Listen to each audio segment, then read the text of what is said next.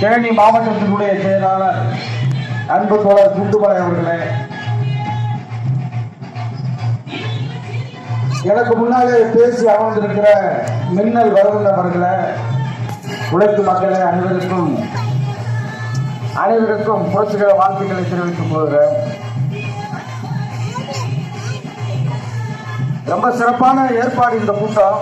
இந்த mic set மட்டும் இல்லைன்னு சொன்னா உண்மையிலே நம்ம சொல்ல வருகிற விஷயத்தை மக்கள் கவனமாக கேட்டுக்கொண்டிருக்கிறார்கள். அங்கங்கே அமர்ந்து இந்த கூட்டத்தை கவனித்துக் கொண்டிருக்கிற அந்த விஷயங்கள்லாம் நம்ம பார்க்கிறோம். உண்மையிலே சிறப்பு. ஏன்னா உழைக்கும் மக்களுக்கான பிரச்சனை. இந்த நாடு உழைக்கும் மக்களுக்கான நாடு. மேதினம் என்பது இருக்கு சார். இதை வீடியோ எடுத்து முடிச்சதும் உலகம் முழுவதும் நிறைய இருக்கு. தொழிலாளி வர்க்கத்திற்காக கொண்டாடப்படுகிற ஒரு நாள். தொழிலாளர் வர்க்கத்திற்காக ஏன் நம் மேதினம் கொண்டாடுகிறோம்? மேதினம் என்றால் என்ன?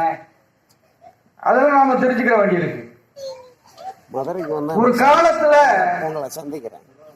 உலகம் முழுவதும் நம்ம ஆண்டு கொண்டிருந்த அரசுகள், மன்னர்கள், பெருமுதலாளிகள், பெரும் பணக்காரர்கள், பெரிய தொழில் அதிபர்கள் தொழிலாளிகளை வாட்டி வதைத்தார்கள். வேலைக்கு நேரமே கிடையாது. அவனுக்கு உழைத்துக் கொண்டே இருக்க வேண்டும், உழைத்துக் கொண்டே இருக்க வேண்டும். காலையில் இருந்து உழைத்துக் கொண்டே இருக்க வேண்டும். கிட்டத்தட்ட 20 மணி நேரம் எல்லாம் உலகம் முழுவதும் வேலை வாங்கப்பட்டிருக்கிறார்கள். இதற்காக உழைப்பு சுரண்டல் சொல்லுகிறது கம்யூனிஸ்ட் கட்சி. அப்ப இதற்கு எதிராக 100 ஆண்டுகளுக்கு முன்னரே மிகப்பெரிய எழுச்சிகரமாக தொழிலாளி வர்க்கம் போராடி பெற்ற உரிமைதான் 8 மணி நேரம் வேலை, 8 மணி நேர ஓய்வு, 8 மணி நேர உறக்கம். இது சாதாரணமா கிடைச்சிடல. நமக்கு உலகம் முழுவதும் இருக்கக்கூடிய தொழிலாளி வர்க்கத்திற்கு இந்த உரிமை மிக சாதாரணமாக கிடைத்து விடவில்லை. மிகப்பெரிய போராட்டங்களுக்கு பிறகு கிடைத்திருக்கிற இந்த உரிமை, இதை நாம் போற்றி பாதுகாக்க வேண்டிய மிகப்பெரிய பொறுப்பும் கடமையும் நமக்கு இருக்கு. அப்ப இந்த விஷயங்களை எல்லாம் மக்கள் தெரிந்து கொள்ள வேண்டும். ஆனா இன்னைக்கு நடைமுறையில இந்தியாவில் இந்த நிலைமை, தொழிலாளர் வர்க்கத்தினுடைய உரிமைகளை பாதுகாக்கக்கூடிய நடவடிக்கையை மத்தியில் ஆளக்கூடிய அரசாக இருந்தாலும் சரி, மாநிலத்தில் இங்கே ஆண்டு கொண்டிருக்கிற அரசாக இருந்தாலும் சரி, மிக சரியாக அது செயல்படுத்துகிறார்களா? இன்றைக்கு சமீபத்தில் ஸ்டாலின் ஆட்சிக்கு வந்த உடனே 12 மணி நேர வேலையை சட்டமாக்க போகிறேன் என்றார். நாம் விடியல் அரசு என்று சொல்கிறோம் திமுக அரசு. அவர்கள் சொல்லிக் கொண்டிருக்கிறார்கள். அந்த முதலமைச்சர் என்ன செய்கிறார்?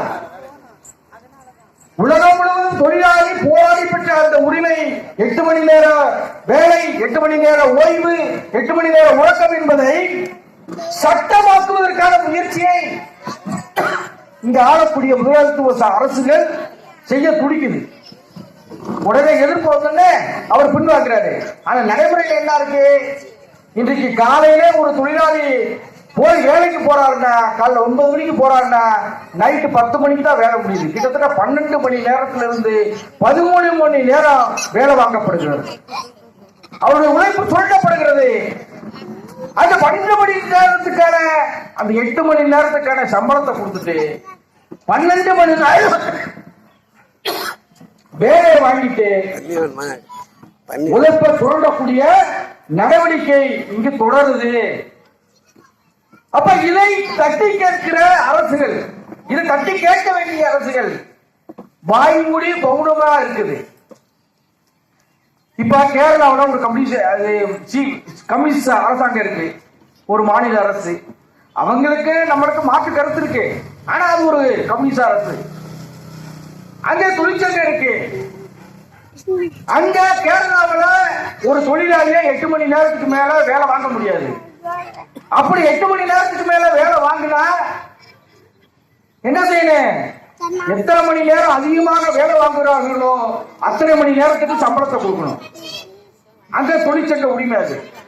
அது அரசு என்ன செய்யும்? அப்படி தவறு செய்கிற நிறுவனங்களின் மீது அங்க இருக்கிற மாநில அரசு என்ன செய்யுது? நடவடிக்கை எடுக்குது. ஆனா தமிழ்நாட்டில் இருக்கிற அரசு நடவடிக்கை எடுக்குமா?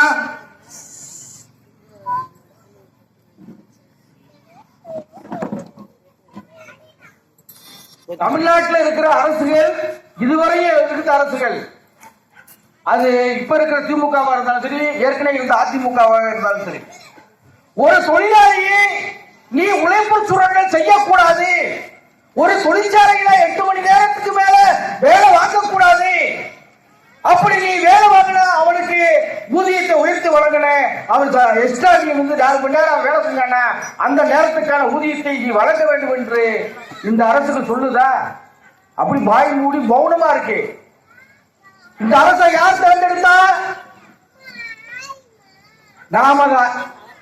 கிட்டத்தட்ட 70-80% இருக்கக்கூடிய உழைக்கும் மக்கள் தான் இந்த திமுகவுக்கு ஓட்டு போட்டிருக்கோம். ஏற்கனவே ஆட்சி செய்த அதிமுகவுக்கு ஓட்டு போட்டிருக்கோம். அவங்க என்ன செய்யணும்? தொழிலாளி வர்க்கத்தின் பின்னால் தானே நிக்கணும், உழைக்கும் வர்க்கத்திற்கு பின்னாடி தானே இந்த அரசுகள் இருக்கணும். ஆனா என்ன செய்யறாங்க? கேள்வி கேட்கறதுல நாம போய் ஒரு தொழிற்சாலையில சங்கத்தை ஏற்படுத்தினோம்னா அந்த சங்கம் வைக்கிற உரிமைக்கு எதிராக இவங்க வேலை செய்யறாங்க. அங்க ஆளக்கூடிய அரசு, அது எந்த அரசாக இருந்தாலும் சரி, காங்கிரஸ் அரசாக இருந்தாலும் சரி, பிஜேபி அரசாக இருந்தாலும் சரி, அதிமுக அரசாக இருந்தாலும் சரி, இப்ப இருக்கிற திமுக அரசாக இருந்தாலும் சரி, இது உழைக்கும் மக்களுக்கு எதிரான அரசுகள். இதை நாம் அடையாளம் கண்டுகொள்ள வேண்டும். இந்த அடையாளத்தை கண்டுகொண்டுதான்